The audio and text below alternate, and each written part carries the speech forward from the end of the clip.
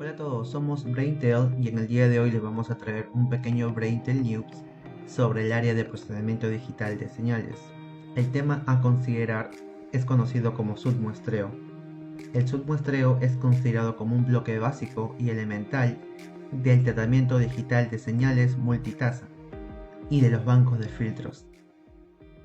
Lo podemos encontrar en transformadas wavelet, codificación subbanda, entre otras.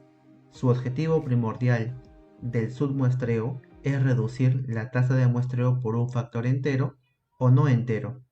Las desventajas del submuestreo radica en que vamos a tener una pérdida de información sobre la señal original. Esto quiere decir que es un proceso irreversible. Aquí se ha colocado un pequeño esquema de un banco de filtros llamado banco de filtros QMF. Vemos que existen dos bloques elementales conocidos como submuestreos. Acá el autor le ha colocado el nombre de decimator, pero comúnmente se utiliza el nombre de submuestreo. Este símbolo, con la flecha hacia abajo, indica que vamos a reducir la tasa de muestreo de la señal x sub 0 en n a una tasa de muestreo dividido por este factor entero.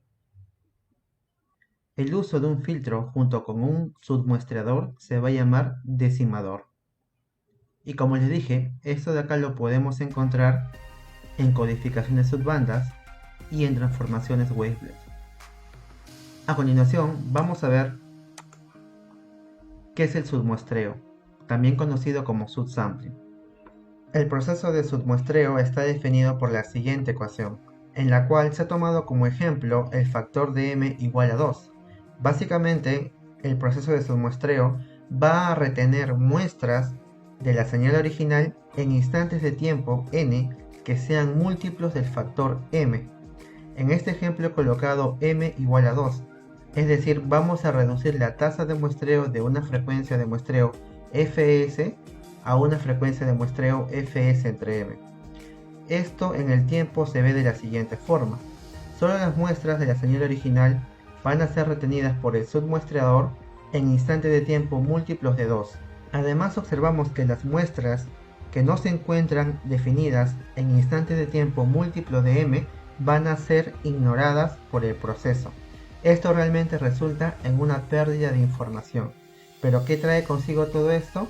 Que la frecuencia de muestreo nueva va a ser igual a la frecuencia de muestreo original dividida entre el factor m. Una vez definido este submuestreo, vamos a ver cuál es la implicancia que hay en el dominio de la frecuencia, tanto para el espectro de Fourier de la señal original y también del espectro de Fourier de la señal submuestreada. Se observa que el proceso de submuestreo en el tiempo ha originado un fenómeno llamado estiramiento del espectro. De forma general podemos decir que la implicancia que hay del submuestreo en el dominio de la frecuencia es que el submuestreo va a originar en el espectro de frecuencia un estiramiento del espectro original. La ecuación que permite relacionar la transformada z de la señal submuestreada con respecto a la transformada z de la señal original está dado por la siguiente ecuación. Si queremos saber cuál es la implicancia en el dominio de frecuencia, tenemos que hacer la siguiente asignación a la variable z. Una forma general de ver esto sería la siguiente. Tenemos una señal original y que cuando es submuestreada por un factor m igual a 2, se origina el siguiente espectro de la señal submuestreada. Se observa claramente el fenómeno de estiramiento. Además observamos que la ecuación que relaciona la salida con la entrada implica una suma. Entonces, al sumar, vamos a generar algo llamado aliasing. Para evitar el aliasing, se tiene que utilizar previamente al submuestreador algo llamado filtro pasabajo. En este caso va a ser un filtro digital, cuya frecuencia de corte debe ser igual a pi entre m, donde m va a ser el factor del submuestreo.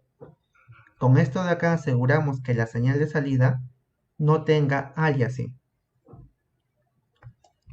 La pregunta sería, ¿cómo poder implementar esto ya sea por software o ya sea por hardware?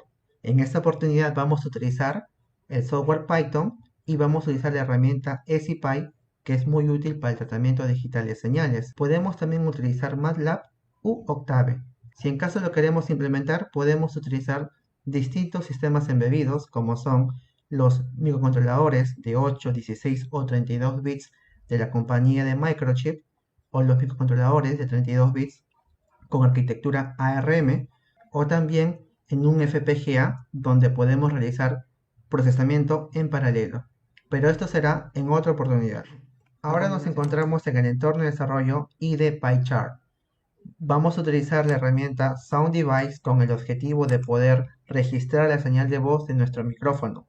Después vamos a utilizar el proceso de submuestreo con el fin de variar, en este caso reducir la frecuencia de muestreo original, que va a ser de 16 kHz, a una frecuencia de muestreo mucho menor. A continuación vamos a registrar el siguiente mensaje: procesamiento digital de señales usando Python.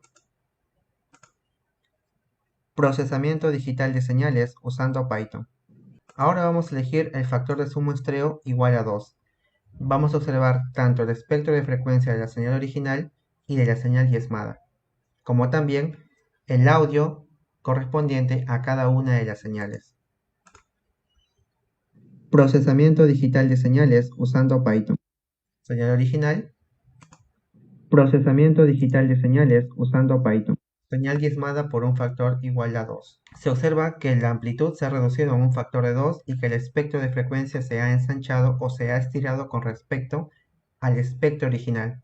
El filtro pasabajo que se encuentra acá es utilizado con el fin de evitar el fenómeno de aliasing. Vamos a observar ahora qué pasaría si el factor de m lo incremento a número 8. La nueva tasa de muestreo ahora va a ser 16 kHz dividido entre 8, que nos arrojaría el número de 2 kHz. Algo muy interesante radica en que la señal de voz tiene como máxima frecuencia comúnmente utilizada de 4 kHz. Según el criterio de Nyquist, la mínima frecuencia que uno puede utilizar es de 8 kHz para la señal de voz. Como estamos reduciendo la tasa de muestreo a 2 kHz, se observará y se escuchará el siguiente audio. Procesamiento digital de señales usando Python. Se observa que el proceso de diezmado ha ensanchado el espectro de frecuencia, ha disminuido la amplitud por un factor igual a 8. Además, se logró escuchar que en la reproducción del audio de la señal diezmada solo se escuchan componentes graves o de bajos tonos. Bueno, esto ha sido todo por este Breaktel News. Espero que les haya gustado este pequeño extracto sobre el submuestreo, que es muy aplicado en el tratamiento digital de señales multitasa. No olvides de seguirnos en nuestras redes sociales como Breaktel. Acá actualizaremos nuestro contenido sobre procesamiento digital de señales, desarrollo electrónico, desarrollo de software, inteligencia y visión artificial y mucho más. No olvides darle like a la página y compartirlo. Gracias y nos vemos en otra oportunidad.